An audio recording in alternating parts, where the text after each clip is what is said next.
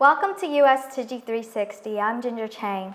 Today we continue with our special on local farming.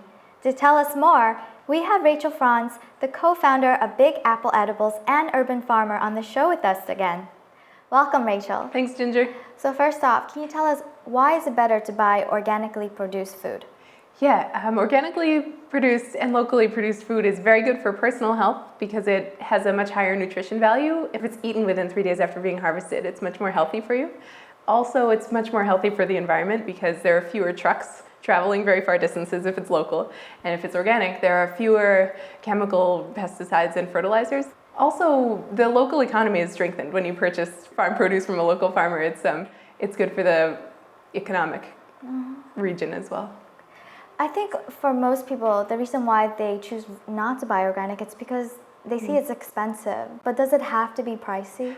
Absolutely not. It is right now. It's more expensive right now than conventionally grown produce, but the more popular it gets, the more pressures there will be, and the producers find a way to do it more cheaply, and the competition will begin to favor the organic farmers. Well, let's go see the Dervay's view on the importance of conscientious consumption.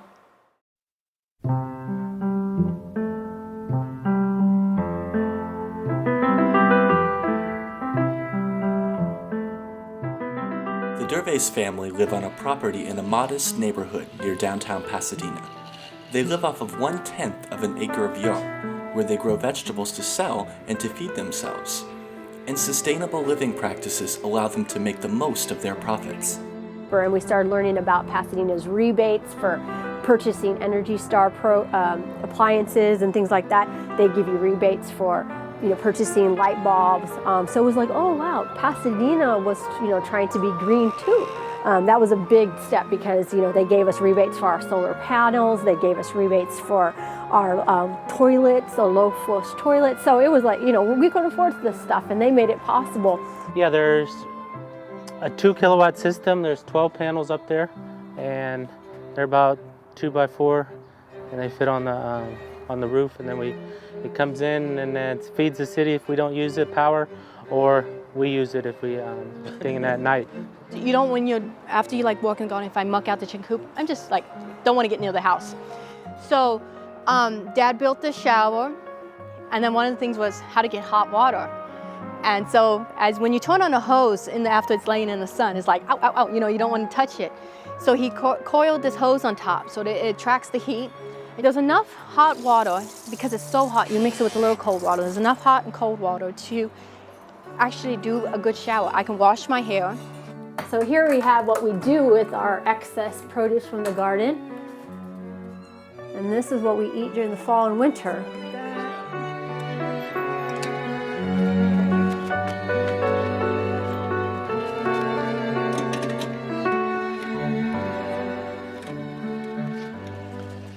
So we run both cars on biodiesel fuel. They're diesel vehicles, and we make our own fuel from waste vegetable oil that we get from one of our restaurant clients, and we pump it into here. It's electric water heater with the pump, and we heat it up to 130 degrees, and we add methanol and lye from this tank here, and we mix it together for a couple hours, and chemicals coming through this. The result is biodiesel. And now they're making clean diesel technology with the newer cars, and they're importing. Europe was big on diesels, and now clean diesels are much more efficient, fuel efficient, and better for the environment now than it was before. Do you need to buy a special kind of diesel car? Come on.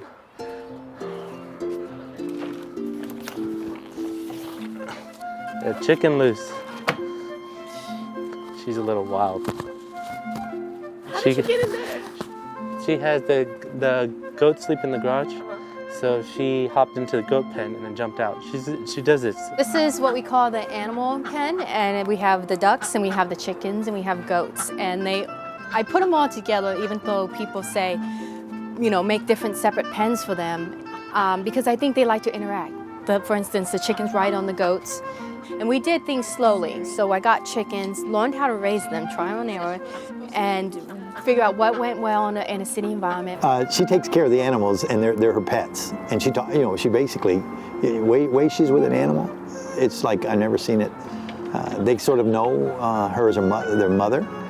I just see it as practical that they eat our waste, and that they will give what's back here will be next year's garden. So what we put in there and how we feed them, they will make it into the soil. It's the engine that makes this place go, is the way we can use our waste. And if we use our waste correctly, it is the future. I've been a vegetarian since I was 6. So it's funny because I do not know how meat tastes. If people say, oh, doesn't this taste like chicken? I'm like, I wish I could tell you. You know, and we turned vegetarian simply because of my dad was very sensitive to how his lifestyle had an impact. I think turning vegetarian and understanding at a young age how an animal was, you know, processed and killed, affected me. I wanted to stop that. I was a big animal lover. I loved animals. I thought they were amazing and stuff. But when I got chickens, I still believed they were chickens. What can they possibly do? They actually have emotions and feelings, and I found out they did by raising them. I mean, I've seen everything from jealousy to they coo when they're happy to see you. They make this little coo. They know when something's wrong. For instance, one of my chickens, I let them all pass away of old age, and it's unusual how they wait. I come in and I find it kind of just like sitting there waiting, and it looks a little off, and then I pick it up, and then it just relaxes, and I'll hold it as it passes. They almost wait for me to come and hold them. So, and then when that chicken passes away, I'll bring it back in, and they all gather around, and they sit there very quiet, and they know that something has died.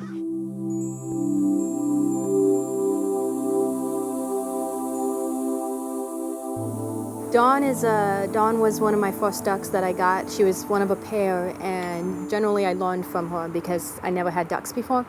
She's been with me for a decade, and she was aging, and we knew she was slowing down, and she laid every once in a while. She laid last summer, but she doesn't lay as much. And she had a little bit of arthritis, and generally we just, you know, cared for her and loved her because we let our animals age. And so I noticed the other day that she was sleeping a lot more, and I kind of figured that she was just resting. But the next day, next morning, when my sister Annie's let the ducks out of the pen, she counted them, and there was one missing. So she went in to look, and she found Dawn, who had gone to sleep and didn't wake up. So I'm so happy that she had a good life to the end, and generally just went to sleep and didn't wake up. That's the best you can ask for. So. Yeah, she's just my baby. So we just return him back to earth, and you know, just let him, you know, be in the gardens. When there's sick animals, and I don't know why, and I don't have help, so that's when it's like really stressful. People think the animals are expendable, so there's not people when I say, oh, she's got this, they're like, oh, just put her down, and I'm like, no, I look in her eyes, she wants to live. Disposable mentality is a curse for us today because we are disposing of our future. It just bothers me because some people say, oh, you know, as a duckling, it's about $5 to buy a duckling. They're like, oh, it's just a $5 duckling. I'm like, but if it has a will to live, let it live, you know? So, so that's what I do. I try to tell people, just treat the animal as it is something that wants to live. And our furniture are meant to never be passed on to the next generation. It's going to be thrown out. It's only made for one generation. It's never to be passed on, let alone the planet. We're not passing, if we don't pass along the house contents to our next generation, why should we pass along the planet to the next generation? And it happens at home. It seems that how I grew up, it took a long time for things to get bad, like the natural disasters that are happening across the planet. You know, it's just like, wow, it's got to be more. I mean, I'm thinking, you know, I got to do more of this, and I got to start doing it faster too. I worry about how much you need time, and with this precious little time, how much can you do in the time that you have? You know, that's a scary thing. I mean, it was hard. It was hard because, you know, you were going against, I guess, the grain of society, against the wave of consumerism, and just having more was drowning, you know, on all sides. So, you know, to kind of float above that was a little struggle. But, you know, as you get older, you start to understand it's not just, you know, about yourself. It's about, you know, the others in the world and how you can live a more sustainable life by the choices you make. Did you know that food in supermarkets travels an average of 1,500 miles between production and consumption? Rachel, what do you think it would take to change the American food system that would help sustain farming and improve public health in our environment? We're doing a lot of good already with people becoming more and more interested in gardening and community gardening and in farmers markets around the city. We could still use a little more political pressure and for people to use their dollar vote wherever possible on organic and products that are low processed. There are two great organizations I know of. One is Just Food. It's an organization that organizes people to verbalize their political interests to their representatives. Also, there's something called the Real Food Campaign, and they're doing a lot of work to try to increase the nutrient value of food in supermarkets.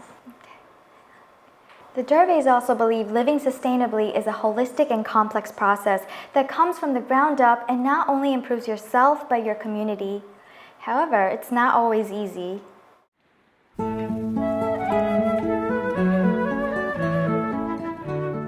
Right now I'm picking some orders, greens for our front porch farm stand customers today.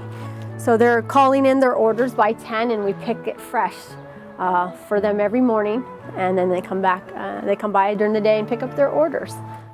Front porch farm stand evolved over these last 2 years. We started selling our produce and herbs and things 18 years ago or more. I can't remember, I'm losing track of time. Well, when we started, I didn't want to, I wanted this to be a home and a farm, but we thought, we started soliciting customers. Pasadena, Southern California is full of restaurants. The restaurants and caterers, because at that time, that was like our only outlet that we could find. So we said, here's what we can grow. And they just, flipped over it. So we had a couple dozen local restaurants that we supplied, but the economy and times have changed, and we were always not really comfortable with selling to restaurants. We really wanted the local community to enjoy our food. So my daughter said, let's open up the front porch. Idea was, hey, we should start a farm stand on our front porch, and we've gone from there, and people word of mouth. And just from that little start with just the greens, it developed into, what else can we offer? Oh, we can do this, we can do that. We can bring in a coffee, we can bring in soaps, we can bring in more fruits and vegetables from outreach of this area. They read our blog and find out about that. We have a farm stand or through Facebook and things like that. And then now it's just spreading word of mouth. People have told me, I had one lady come and said, all you have to do is come here once and then you're back. I live in Eagle Rock, which is just like 2.5 miles away. So I'm really happy. So I've been coming shopping here over a year. It's a win-win situation for me because it's local and it's organic, and it's something very affordable. When I saw them eat their muffins before they got to the car, and I thought, it has to be a safety issue. I don't want people driving around sipping something, eating a muffin in one hand and all this, and distracted. So I said, I can't have that. So let me see if I can do something about it. I've been looking forward to this all week, knowing that I would come for a cup of tea and a chat with the gals and to sit in the garden and participate with what they're doing here. It's really a great thing. I think our very first tour where we just put ourselves out in the community was in 2001. Somebody heard, said, I heard about your project, could we come over for a tour? We're like, really? Okay, cool, so that's when we opened up to the local school. And then from then it was just like, can you give a workshop, can you give a presentation? So we developed a presentation and workshops and all that regarding just what we did. We're just showing what we did to people. And we've now was given our PowerPoint. We gave a workshop in India 2 years ago. So it has gone not only here, but seen worldwide. And now just more and more people are seeing our model from the website, from our workshops, from our talks, from just word of mouth, and saying, well, if the Gervais family can do it, you know, we can be more sustainable in the city. You don't need land, you don't need, you know, a lot of money per se, you just do a little step at a step. You sure? Okay, yeah. Call if you need anything. But can you just talk a little bit about how things just come up? Oh yeah, that's kind of scary because besides all the you know, the natural things that come up like weather, so that kind of throws things off just normally. And then there's the people things.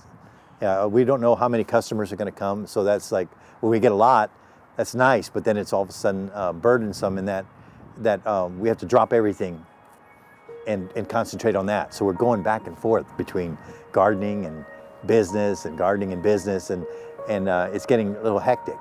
Yeah, or just, you know, sometimes this low moment dealing with people. Sometimes people are always, you know, not kind. One of the hardest things I'm going through currently is dealing with now becoming such a public place, dealing with people who hate. There's the great people, the awesome people, the people that are just amazing, and then there's always that small little group that they just want to be mean just because they can. I often feel like we don't try to. I'm very conscious about not being better than anybody. It's just like, this is the way I live. You kind of then, you know, you get over that and you just have to go plant the garden. You can't just quit, you know. When you live off the land,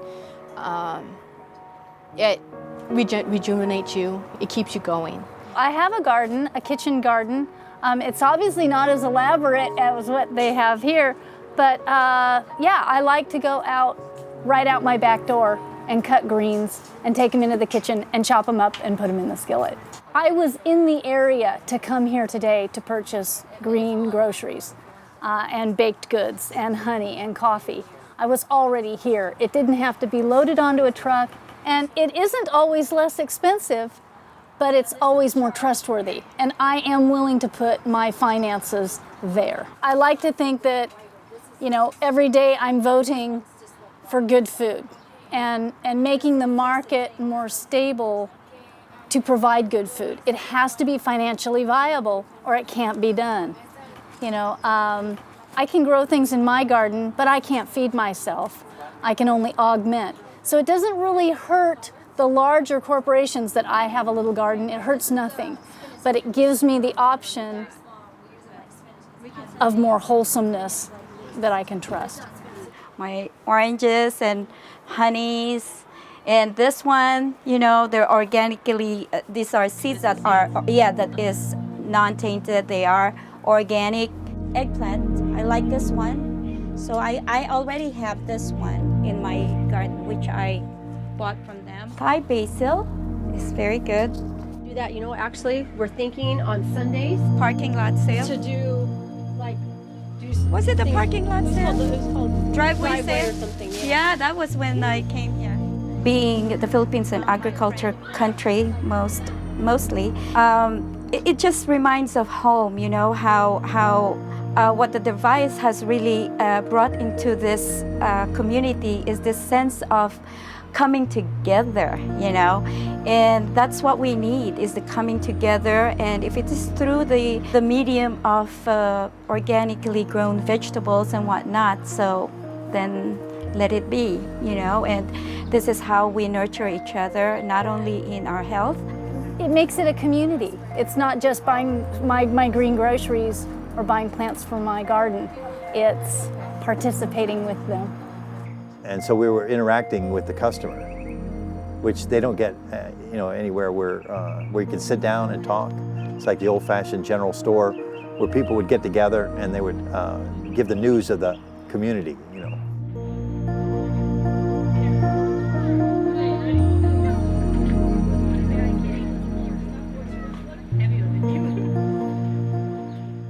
Welcome back. New immigrants and refugees can use farming to make a new home in the US. This allows them to contribute to their new communities and at the same time keep cultural ties they have from their motherland by producing traditional foods. Rachel, then what are some tips you can give our viewers? So in the city, the easiest ways to get locally grown and organically grown produce are the farmers markets, which there are 53 of them around the city. So they're easy to find when spring, summer, fall, and some are year-round. There's also CSAs, which are wonderful if you can get into them, but they fill up fast. Also in supermarkets, a lot of times managers are very responsive if you go up to them and suggest that you want an organic or locally grown crop that they haven't stocked. And also you can grow it yourself if you have space. Okay, so the tricky part right now is this doable for the viewers? Yeah, it's with increasing ease, people are finding a way of doing these things. Just Food, again, has this organization that links people with CSAs and links those CSAs to specific farms, which is great. There are co-ops all around the city that it's great if people can visit those and try shopping there. Or you can have someone come and help you build an organic vegetable garden, which is something that I do. Well, Rachel, I hope our audience have become inspired just as I have to take control of their health and diet. Thank you very much for coming again. Thank you for having me. Thank you.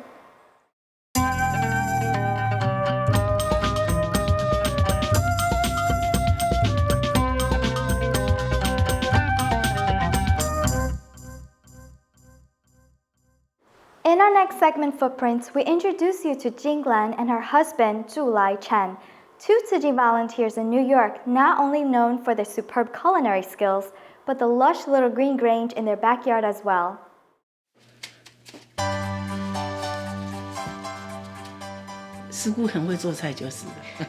I am pretty good at cooking, sometimes with help Luo Mama. The office is too small. I always cook and prepare food at home for the larger events. Like David Dior, year-end blessing ceremony, Tzu Chi has many events. I have 3 fridges at home. Without them, I can't really do much for Tzu Chi. My husband objected to this strongly at the beginning. He helped out behind the scenes, like making small spring rolls. Now he is also a regular volunteer. I come to the office occasionally and see what I can do to help. He is more interested in the backyard garden. Every year about April and May, he starts sowing the seeds that he bought. I'm very interested in planting. Whenever I see a free plot of land, I like planting vegetables in them. It's very soothing. Then I'll bring the vegetables and share it with everyone in the office. I collect kitchen leftovers and waste in a plastic bin there every time. In the spring, when we are ready to dig the grounds, we dig a ditch where we bury the kitchen waste. It doesn't smell. When the plants grow on top of the organic waste, they grow really fast from absorbing all the nutrients. These 2 years we haven't purchased fertilizer. All the fruits and vegetables are grown organically like this. They are very fresh and good. My husband plants and I pick them to cook. The 2 of us feel really joyful serving in Tzu Chi.